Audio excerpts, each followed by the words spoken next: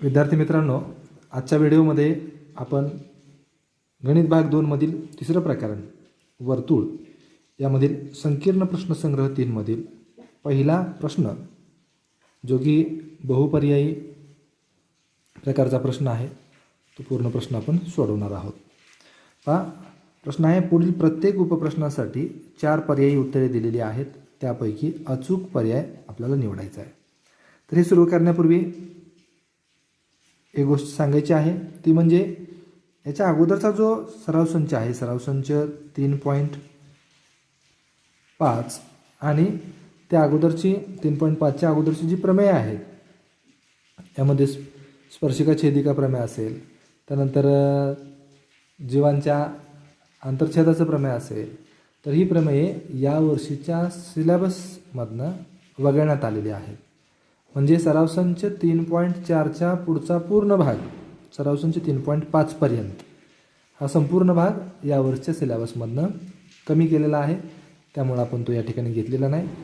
आता या प्रकरणाच्या आपण उत्तरार्धाकडे म्हणजे शेवटच्या भागाकडे जात आहोत, जो की संकीर्ण प्रश्नसंग्रह 3 आहे आणि यातला पहिला प्रश्न आपण MCQ हा सोडवणार आहोत। हा प्रश्न पहिला आहे, त्यातला त्रिज्या अनुक्रमे 5.5 सेंटीमीटर आणि 3.3 सेंटीमीटर असलेली दोन वर्तुळे परस्परांना स्पर्श करतात, तर त्यांच्या केंद्रातील अंतर किती सेंटीमीटर आहे? इथं काय दिलं आहे, तर ती दोन वर्तुळं परस्परांना स्पर्श करतात हे दिलेलं आहे। मग आतून स्पर्श करतात की बाहेरून स्पर्श करतात हे दिलेलं नाही, म्हणजे ती वर्तुळं बाह्यस्पर्शी आहेत की आंतरस्पर्शी आहेत हे दिलेलं नाही, त्यामुळे आपल्याला इथं दोन्ही शक्यतांचा विचार करायचा आहे। त्रिज्या अनुक्रमे आपण R1 घेऊया 5.5 सेंटीमीटर आणि R2 घेऊया 3.3 सेंटीमीटर। आता जर ती वर्तुळं बाह्यस्पर्शी असतील पहा, तर त्यांच्या केंद्रबिंदूमधील अंतर हे त्यांच्या त्रिज्येच्या बेरजे एवढं असतं। म्हणजे बाह्यस्पर्शी असताना 5.5 अधिक 3.3 बरोबर 8.8 सेंटीमीटर आलं। आणि जर ती वर्तुळं आंतरस्पर्शी असतील अशा पद्धतीनं, तर त्यांच्या केंद्रबिंदूतील अंतर हे त्यांच्या त्रिज्येच्या फरका एवढं असतं, हे आपण शिकलेलं आहे। म्हणून जर आंतरस्पर्शी असतील तर त्यांच्या केंद्रातील अंतर 5.5 वजा 3.3 बरोबर 2.2 सेंटीमीटर। म्हणजे त्रिज्या अनुक्रमे 5.5 सेंटीमीटर आणि 3.3 सेंटीमीटर असलेली दोन वर्तुळं जर परस्परांना स्पर्श करत असतील, तर त्यांच्या केंद्रातील अंतर हे 8.8 सेंटीमीटर किंवा 2.2 सेंटीमीटर असलं पाहिजे। मग पहा, पर्याय इथं काय आहे का? एमध्ये 4.4 आहे, नाही। इथं 8.8 आहे, मात्र दुसरी शक्यता दिलेली नाही। इथं 2.2 आहे, मात्र पहिली शक्यता ही दिलेली नाही। चौथ्या ऑप्शन म्हणजे ऑप्शन डी मध्ये 8.8 किंवा 2.2 ही दोन्ही उत्तरं आहेत, म्हणून याचं उत्तर आहे डी 8.8 किंवा 2.2। आपण दरवेळेस MCQचा प्रश्न सोडवत असताना हे सांगतो की परीक्षेमध्ये म्हणजे उत्तरपत्रिकेमध्ये आपल्याला केवळ हेच उत्तर लिहायचं आहे। उत्तर लिहित असताना ऑप्शन लिहिणं म्हणजे पर्याय लिहिणं कंपल्सरी आहे, जे ऑप्शन डी जसा इथं लिहिलं आहे, आणि त्यापुढे ते आन्सर, त्याचं जे पर्यायामधलं जे उत्तर आहे ते उत्तर आपल्याला लिहायचं आहे। हे स्पष्टीकरण तिथं लिहिणं अपेक्षित नाही, हे तुम्ही नाही लिहिलं तरी चालतं, मात्र उत्तर लिहित असताना ऑप्शन म्हणजे पर्याय आणि उत्तर हे दोन्ही तुम्हाला तिथं लिहायचं आहे, स्पष्टीकरणाची आवश्यकता नाही। आता दुसरा प्रश्न आहे, परस्परांना छेदणाऱ्या दोन वर्तुळांपैकी प्रत्येक वर्तुळ दुसऱ्या वर्तुळाच्या केंद्रातून जातं, जर त्यांच्या केंद्रातील अंतर 12 सेंटीमीटर असेल तर प्रत्येक वर्तुळाची त्रिज्या किती सेंटीमीटर आहे? पहा, आपण या ठिकाणी दोन वर्तुळं काढलेली आहेत। हे वर्तुळ याचा केंद्रबिंदू P आहे, तर या वर्तुळाचा केंद्रबिंदू Q आहे। तर P केंद्रबिंदू असलेलं वर्तुळ हे या Q या केंद्रबिंदूमधून जातं आहे आणि Q केंद्रबिंदू असलेलं वर्तुळ हे P या केंद्रबिंदूमधून जातं। आता त्यांच्या केंद्रातील अंतर पहा, हे अंतर आपल्याला दिलेलं आहे, किती आहे ते 12 सेंटीमीटर आहे, आणि आपल्याला या वर्तुळाची त्रिज्या किती आहे ते सांगायचं। तर बिंदू Q हा P केंद्र असलेल्या वर्तुळाच्या म्हणजे वर्तुळावर आहे, म्हणजेच रेख पी क्यू ही पी केंद्रबिंदू असलेल्या वर्तुळाची त्रिज्या आहे.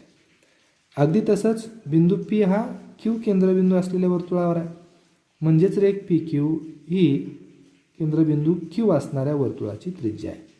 म्हणजेच या दोन्ही वर्तुळाच्या त्रिज्या अनुक्रमे 12 सेंटीमीटर आहेत. मग उत्तर पर्यायामध्ये पहा, A6 B12 या ठिकाणी आलेलं आहे. उत्तर पर्याय बी 12. सोपा प्रश्न आहे. यानंतर तिसरा प्रश्न आहे, एक वर्तुळ एका समांतरभुज चौकोनाच्या सर्व बाजूंना स्पर्श करते, तर तो समांतरभुज चौकोन या ठिकाणी आपण हा काढूया. तर असं समजूया हा समांतरभुज चौकोन आहे आणि ते वर्तुळ या समांतरभुज चौकोनाच्या इथं ते वर्तुळ त्या बाजूंना आतून स्पर्श करते. पहा, असं आपल्याला काढावं लागेल आकृती. हे आतून स्पर्श करते. हा समांतरभुज चौकोन आहे. आता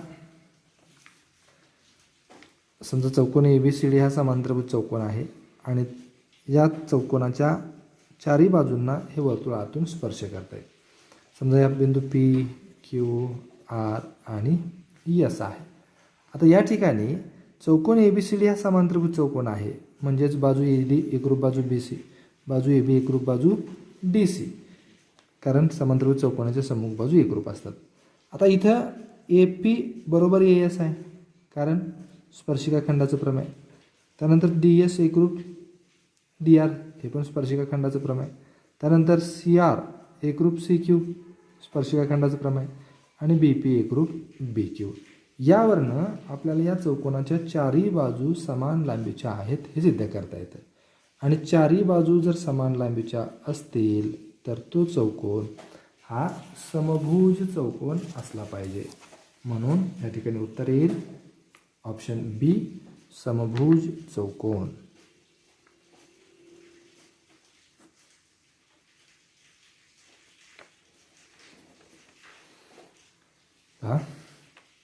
यानंतर पुढचा प्रश्न आहे, एका वर्तुळाच्या केंद्रापासून 12.5 सेंटीमीटर अंतरावरील एका बिंदूतून त्या वर्तुळाला काढलेल्या स्पर्शिका खंडाची लांबी 12 सेंटीमीटर आहे, तर त्या वर्तुळाचा व्यास किती सेंटीमीटर आहे. या ठिकाणी आपण आकृती काढलेली आहे. तो जो बिंदू आहे, ज्या बिंदूतून स्पर्शिका खंड काढलेला आहे, तो बिंदू या वर्तुळ केंद्रापासून 12.5 सेंटीमीटर अंतरावर आहे. तर स्पर्शिका खंडाची लांबी 12 आहे, तर या वर्तुळाची त्रिज्या आपल्याला काढायची आहे. आता रेख AB हा स्पर्शिका खंड आहे आणि OB ही स्पर्शिका खंडातून काढलेली त्रिज्या आहे आणि स्पर्शिकेच्या प्रमेयानुसार हा लंब असला पाहिजे. OB लंब AB, म्हणजेच हा त्रिकोण काटकोन त्रिकोण असला पाहिजे. मग पायथागोरसच्या प्रमेयानुसार OB वर्ग अधिक AB वर्ग बरोबर OA वर्ग, म्हणून OB वर्ग बरोबर हे OA वर्ग वजा AB वर्ग 12चा वर्ग.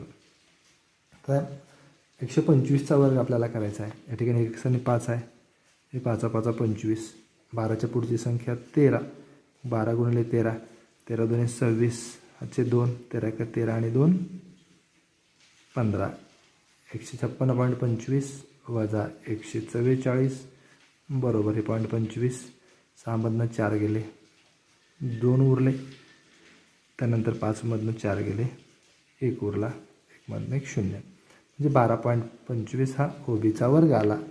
म्हणून OB बरोबर याचं वर्गमूळ काढत असताना पहा, एकक आणि दशक स्थानीची अंक मिळून जर संख्या 25 येत असेल तर त्याचं वर्गमूळ काढण्याची पद्धत सोपी आहे. जसं आपण याचा वर्ग केला तसंच 25चं वर्गमूळ 5 आणि 12चे असे अवयव शोधायचे की जे सलग असणार आहेत. उदाहरणार्थ 3 चौक 12, 3 आणि 4 हे त्याचे अवयव आहेत. त्यापैकी जो लहान अवयव आहे तो या ठिकाणी लिहायचा आहे.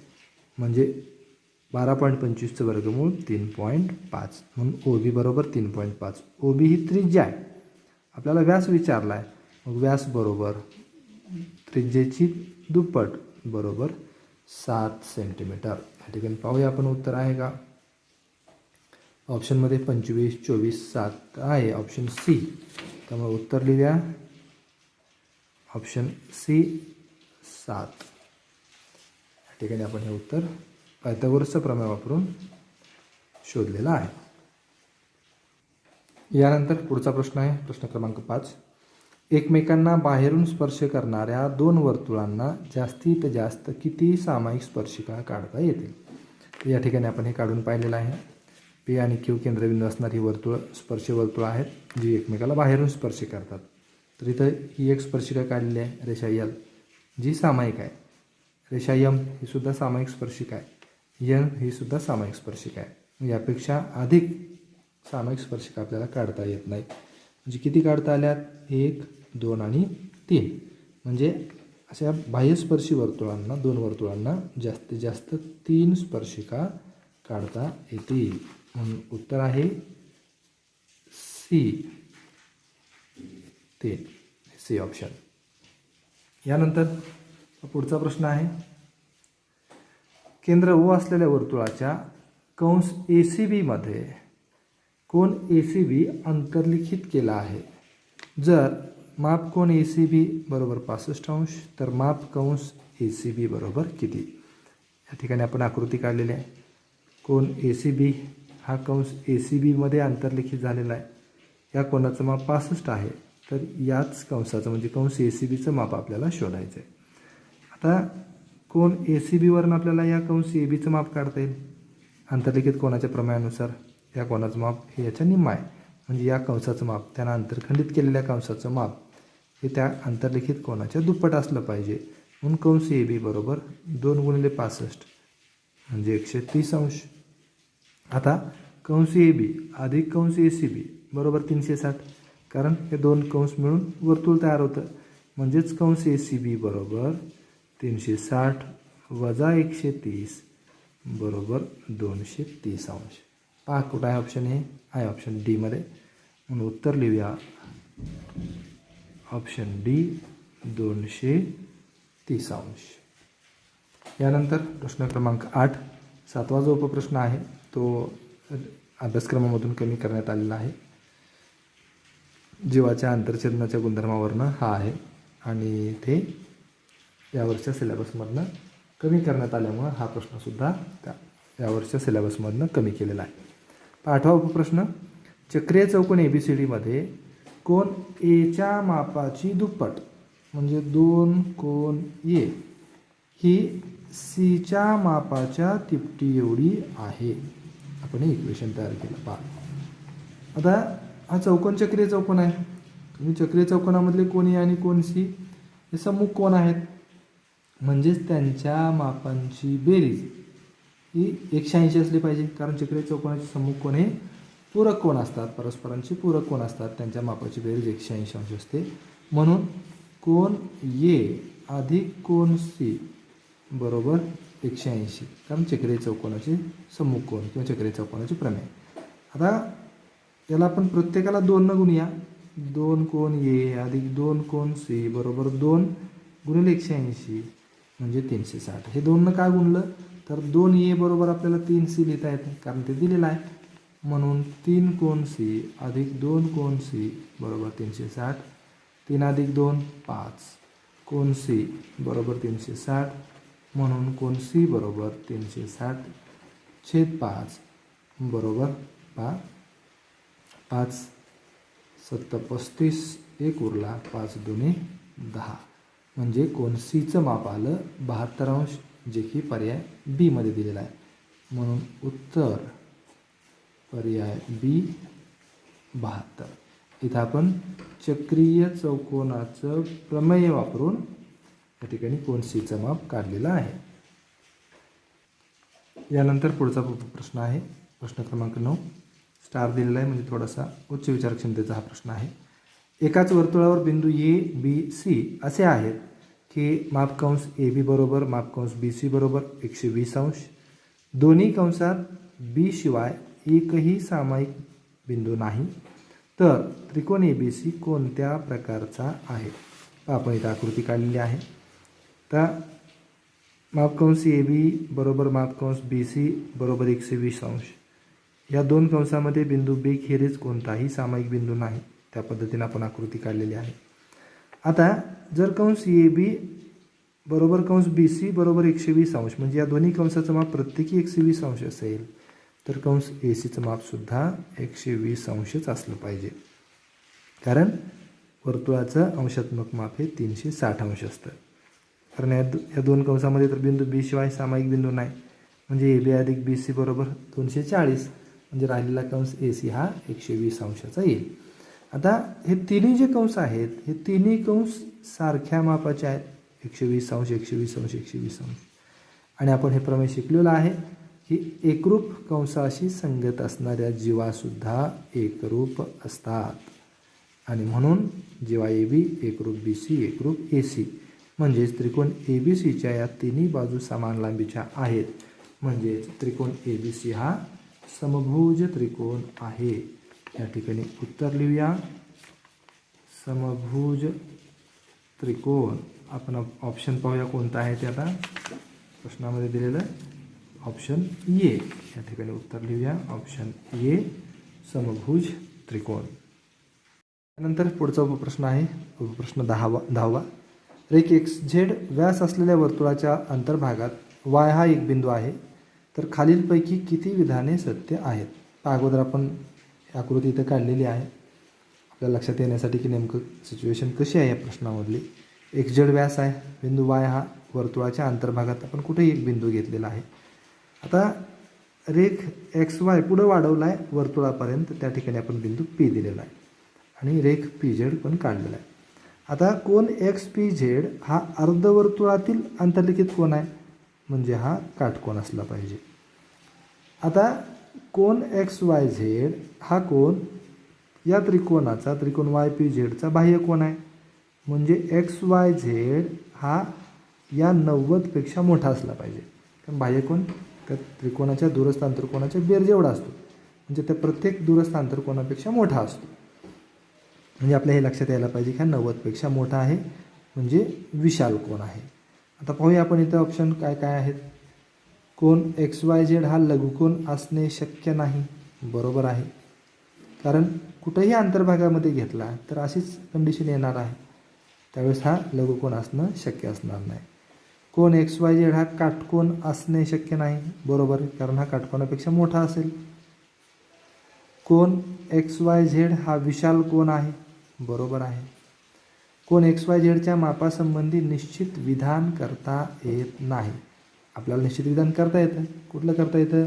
एक्स वाय झेड हा विशाल कोन असला पाहिजे, काटकोन नसला पाहिजे, लघुकोन असणं शक्य नाही. हे तिन्ही विधान आपल्याला निश्चितपणे करता येतात. म्हणजे हे विधान चुकीचं आहे. म्हणजे 1, 2 आणि 3 विधानं बरोबर आहेत. पर्यायामध्ये पाहूया फक्त 1 नाही, फक्त 2, फक्त 3 म्हणजे उत्तर येईल आपलं ऑप्शन सी फक्त 3. म्हणजे अशा पद्धतीचे प्रश्न आल्यानंतर आपण ही आकृती काढून पाहणं गरजेचं आहे. तरच आपल्याला निश्चित उत्तराकडं जाता येतं. याच्यावरून आपल्याला हे कन्फर्म उत्तर सांगता येतं. तर या ठिकाणी हा पहिला प्रश्न जो MCQचा आहे तो संपलेला आहे.